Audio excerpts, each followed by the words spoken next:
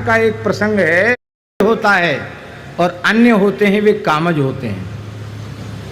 पर पद्म पुराण का एक प्रसंग है, बहुत ध्यान से सुने, बड़ी रहस्य की बात बता रहे हैं। पद्म पुराण का एक प्रसंग है, उस प्रसंग के अनुसार भरत जी ही दशरथ जी के ज्येष्ठ पुत्र सिद्ध होते हैं। आपको सुनकर सबके कान खड़े होंगे कि राम जी बड़े पुत्र हैं, भरत जी कहां से ज्येष्ठ पुत्र हो गए। चलो कथा सुनाई देते हैं, है तो पद्म पुराण की, लेकिन संकेत में संक्षेप में सुना देते हैं। एक बार वशिष्ठ जी ने दशरथ जी से कहा कि महाराज, शनि ग्रह रोहिणी नक्षत्र का भेदन करने वाले हैं और रोहिणी नक्षत्र का भेदन जब शनि ग्रह करते हैं तो कम से कम 12 वर्ष तक पृथ्वी पर घोर अकाल पड़ता है, हाहाकार मच जाएगा, प्रलय जैसी स्थिति आ जाएगी। और वो सारा दोष जिस राजा के शासन काल में होगी ये देवी आपदा, उस राजा का दोष माना जाएगा। दशरथ जी घबरा गए, हमारे पूर्वजों के समय में तो ऐसा हुआ नहीं, अब क्यों होगा। बोले महाराज कोई अनुष्ठान बताओ। बोले शनि सबसे प्रबल ग्रह हैं, उनको रोका नहीं जा सकता। तो कहा महाराज मंत्र और जप आदि से नहीं मानेंगे तो धनुर्वाण की भाषा तो मानेंगे, हम क्षत्रिय हैं।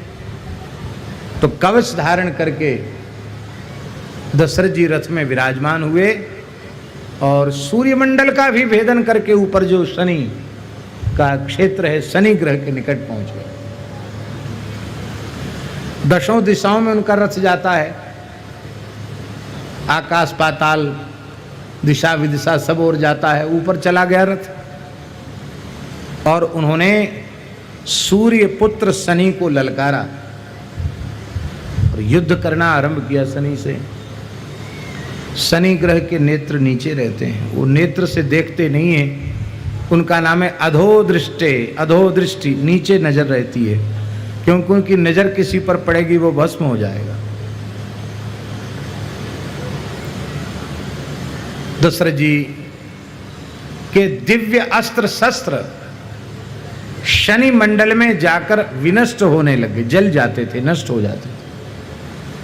लेकिन फिर भी दशरथ जी डरे नहीं, अस्त्र शस्त्र समाप्त हो गए, फिर भी वो गरज रहे हैं, मैं दंड दूंगा।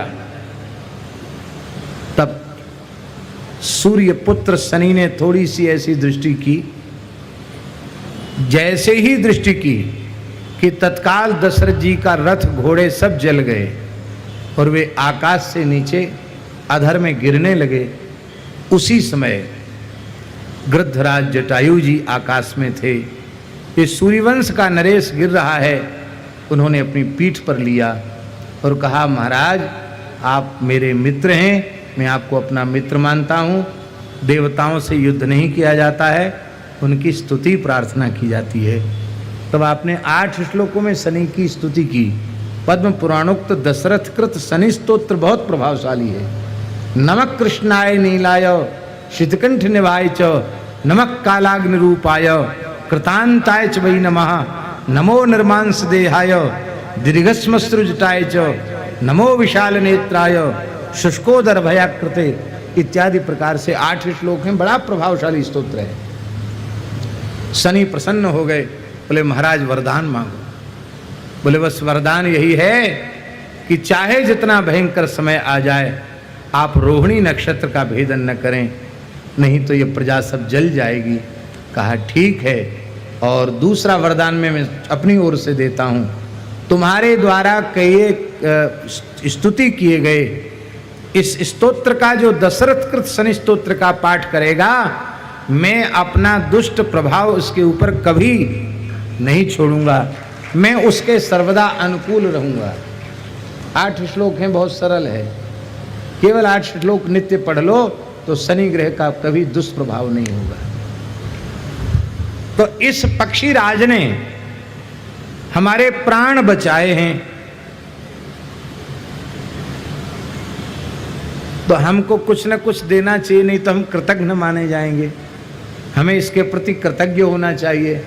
तो दशरथ जी ने कहा कि हम आपको कुछ देना चाहते हैं, आपने हमारे प्राण बचाए हैं, हम आपको कुछ देना चाहते हैं, आप मांग लीजिए। जटायु जी ने कहा आप जो कुछ देंगे मैं मांगूंगा वो मुझे मिलेगा? अवश्य मिलेगा। प्राण जाहि पर बचन न जाए, रघुवंशियों का तो ये स्वभाव है, प्राण चले जाएं पर बचन नहीं जा सकता, मांग लो। तब जटायु जी ने कहा कि मैं यह मांगता हूं, आप मेरे मित्र हैं, आपके जो भी संतान होगी उसमें जो ज्येष्ठ संतान होगी वो आपकी न मानकर हमारी मानी जाएगी, वो हमारी संतान, मैं मेरा उस पर अधिकार होगा, पर दूसरी तीसरी जो हो उन पर आप पर अधिकार, पर पहले का पहले संतान पर अधिकार मेरा होगा। वो हमारा अंत्येष्टि भी करेगा, पिंडदान श्राद्ध तर्पण सब करेगा जैसे ज्येष्ठ पुत्र करता है। उस समय तक दशरथ जी के कोई संतान नहीं थी, तो दशरथ जी के नेत्रों में आंसू भर आए। बोले आपके आंख में आंसू क्यों आ गए, क्या आप पुत्र नहीं देना चाहते हैं? अरे बोले महाराज हों ही तब तो हम दें, यहाँ हैं ही नहीं तो हम देंगे क्या? आपने ऐसी चीज मांग ली जो मेरे पास है ही नहीं। तो ठीक है, मैंने मांगी तो भगवत प्रेरणा से मांगी, अब मैं पता लगाता हूं। तो जटायु जी के खास चाचा जी हैं गरुड़ जी, चाचा जी लगते हैं संबंध में। तो जटायु जी ने गरुड़ जी से पूछा, जो भगवान के वाहन हैं, कि अयोध्या के राजा चक्रवर्ती महाराज दशरथ हैं, उनके कोई संतान का योग है कि नहीं? मैंने तो उनसे ऐसा वर मांग लिया है। तो उन्होंने कहा ठीक है, हम भगवान से पूछ के बताएंगे। तो गरुड़ जी ने भगवान से पूछा तो भगवान हंसने लगे, बोले तुम्हारा भतीजा बहुत चालाक है, हमको ही बेटा के रूप में मांग लिया उसने। हम दशरथ जी के घर में 4 रूपों में अवतार लेने वाले हैं, श्री राम, लक्ष्मण, भरत और शत्रुघ्न। तो अब आचार्य जी आप न्याय करो, जब जन्म के पहले ही बड़े को दे दिया जटायु को, तो कितने रह गए? तो 3 में सबसे बड़े कौन हुए? बोलो। 3 में सबसे बड़े भरत जी हुए, इसलिए भरत जी ही ज्येष्ठ हैं इस न्याय से, और भरत जी को ही अपने पिता का संस्कार करने का सौभाग्य प्राप्त हुआ। इसलिए सही अर्थ में पुत्र की परिभाषा दशरथ जी के प्रति भरत जी के द्वारा ही घटित की गई। इसलिए